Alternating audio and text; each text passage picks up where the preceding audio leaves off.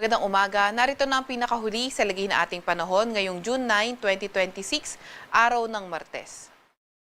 Narito ang ating pinakahuling satellite image kung saan ang southwest monsoon o habagat patuloy pa rin ang epekto sa kanlurang bahagi ng northern at central Luzon. At itong southwest monsoon nga na ito o habagat ay nagpapaulan sa mga ilang areas na nabanggit nga natin.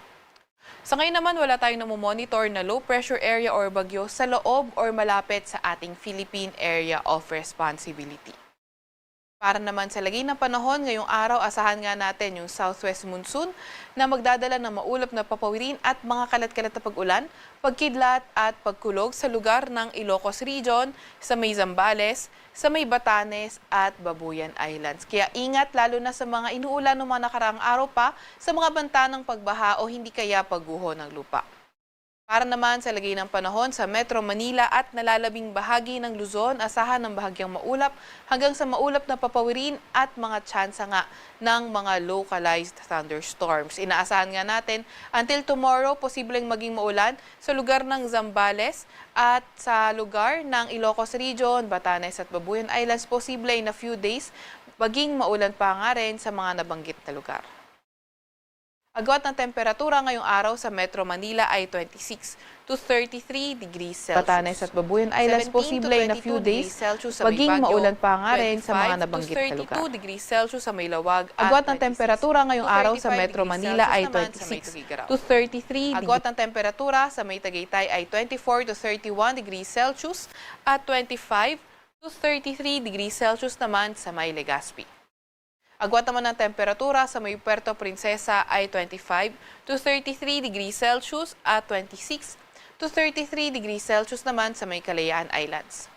Para naman sa lagay ng panahon sa Visayas at Mindanao, inaasahan nga natin yung patuloy na bahagyang maulap hanggang sa maulap na papawirin pa rin at pagdating ng hapon, tumataas ang mga tsansa ng mga localized thunderstorms. Yung mga kasamahan natin sa Regional Services Division patuloy na maglalabas ng thunderstorm advisory kung kinakailangan.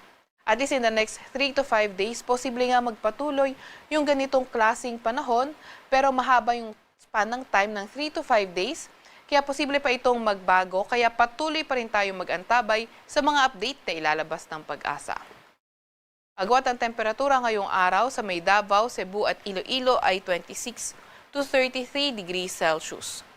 27 to 33 degrees Celsius sa may Tacloban at 24 to 34 degrees Celsius sa may Zamboanga at 26 to 32 degrees Celsius naman sa may Cagayan de Oro.